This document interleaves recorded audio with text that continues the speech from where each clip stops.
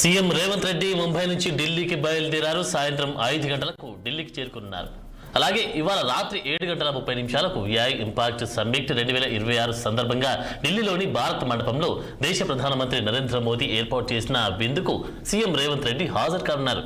ఇక రేపు ఉదయం మంత్రి శ్రీధర్ బాబుతో కలిసి ఏఐ ఇంపాక్ట్ సమ్మిట్ 2026 ప్రారంభోత్సవ కార్యక్రమానికి సీఎం రేవంత్ రెడ్డి హాజరు కానున్నారు.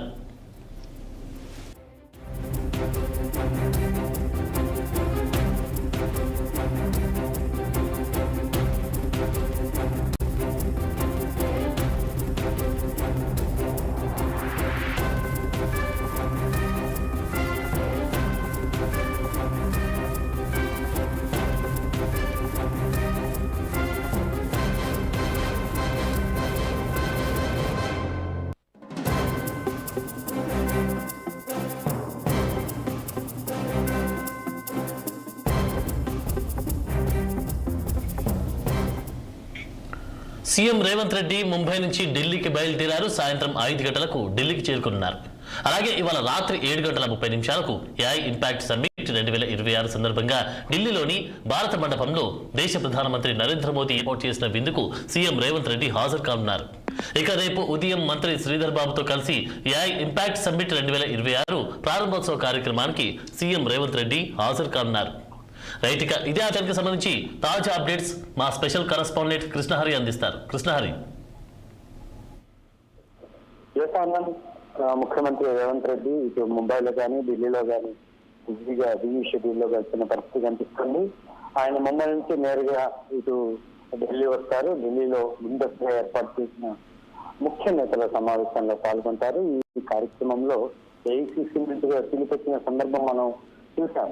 ఇక అన్ని రాష్ట్రాల కాంగ్రెస్ పార్టీకి సంబంధించిన అత్యంత నాయకులు ఈ భేటీలో భాగస్వామ్యం కాబడుతున్నారు. తెలంగాణ నుంచి ముఖ్యమంత్రి, అట్లాగే పిసిసి అధ్యక్షుడు మహేష్ కుమార్ గౌడ్, అట్లాగే క్యాబినెట్ మంత్రులు కూడా ఈ సమావేశానికి హాజరవుతున్నారు. ఇక ఏఐసిసి నాయకులు ఇటు ఏఐసిసి అధ్యక్షుడు మల్లికార్జున ఖర్గే, రాహుల్ గాంధీ, అట్లాగే డికే శివకుమార్, వీళ్ళందరూ కూడా ఈ కార్యక్రమంలో పాల్గొంటున్నారు.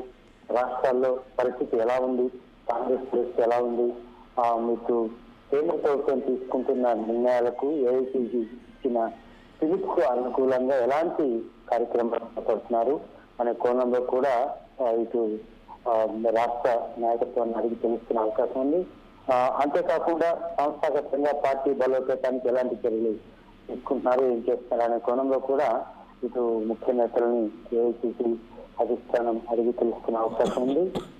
మీనాక్షి నటరాజన్ కూడా ఈ పార్టీలో ఈ కార్యక్రమంలో పాల్గొనబోతున్న సందర్భాలు కనిపిస్తున్న ఒక కీలక సమావేశం అయితే జరుగుతుంది. ఇటీవల జరిగిన స్థానిక సంస్థల ఎన్నికలు కావచ్చు, ఇటీవల జరిగిన ఉప ఎన్నికలు కావచ్చు, ఆ తర్వాత నిన్న జరిగిన ఇటు మున్సిపల్ ఎన్నికలు కావచ్చు.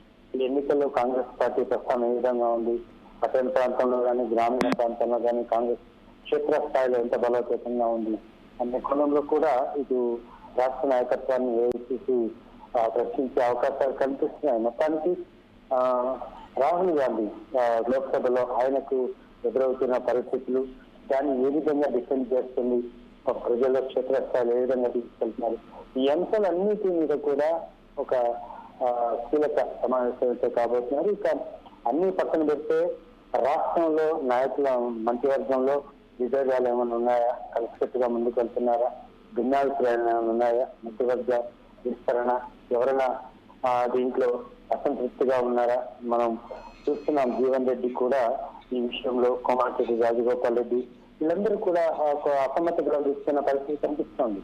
వీటన్నిటికీ ఒక ఆమోదయోగ్యమైన పరిష్కార మార్గాలు చూపించే కోణంలో రేపు జరగబోయే సమావేశం దోహదపడుతుందని అందరూ భావిస్తున్నారు.